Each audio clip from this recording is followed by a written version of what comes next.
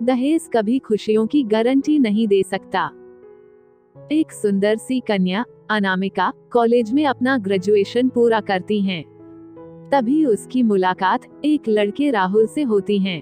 राहुल भी बहुत स्मार्ट और माता पिता का आज्ञाकारी बेटा है। दोनों एक दूसरे को पसंद करने लगते हैं। दोनों का ग्रेजुएशन पूरा होता है। राहुल अपने शहर में जॉब करने लगता है और लड़की भी एक अच्छी जॉब कर रही है। दोनों ने निर्णय लिया कि अब माता पिता से शादी की बात करने का वक्त आ गया है, लेकिन परेशानी यह है कि दोनों की कास्ट अलग अलग है। अनामिका ब्राह्मण है और राहुल राजपूत। राहुल के समाज में दहेज बहुत जरूरी था, जो कि नकद में होता है। उसके अलावा कई तरह के गिफ्ट्स और गहने की भी मांग की जाती है। राहुल ने अनामिका को यह स्थिति स्पष्ट की और कहा, घर वालों को मनाओ।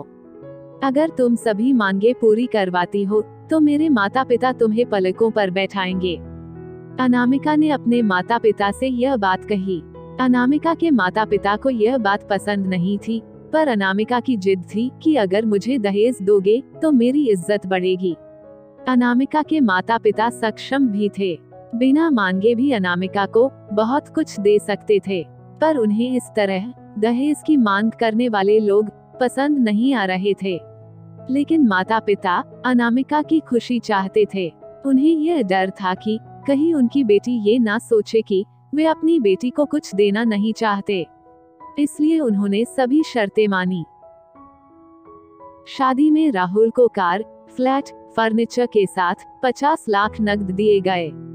साथ ही अनामिका को गहने भी दिए गए और सभी रिश्तेदारों को गिफ्ट्स और कपड़े भी दिए। शादी बहुत धूमधाम से की गई, कोई कमी नहीं छोड़ी गई।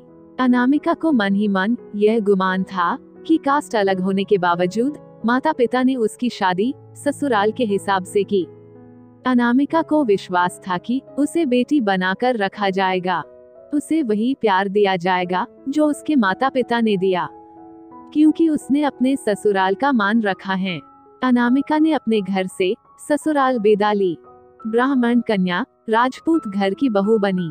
ससुराल में बहुत ज्यादा पर्दा प्रथा थी। बहू को मनचाहा खाने तक की स्वतंत्रता नहीं थी। कितनी भी भूख क्यों ना हो, घर की बहू सबके खाने के बाद ही खाएगी। यहाँ तक कि उसे घर के पुरुषों के सामने बैठने तक की इजाजत नहीं थी। अनामिका ने इस बात पर एतराज दिखाया, पर उसकी किसी ने नहीं सुनी। राहुल ने भी यह बोलकर मुंह फेर लिया कि यह तो परंपरा है।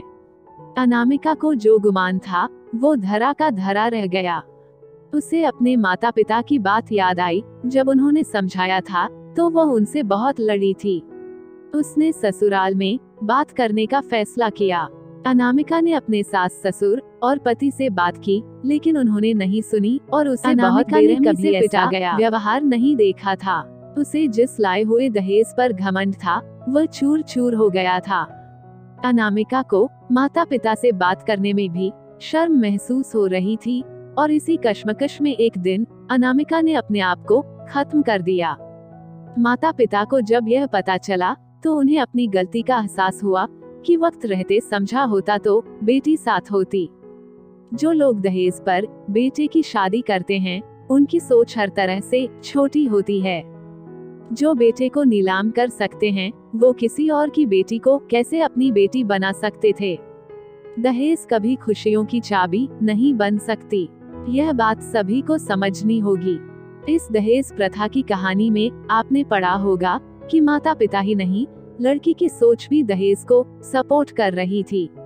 कई बार लड़कियों को दहेज का गुमान हो जाता है, पर जो लोग लोभी होते हैं वो कभी अच्छे नहीं हो सकते। यह बात सबको समझने की जरूरत है।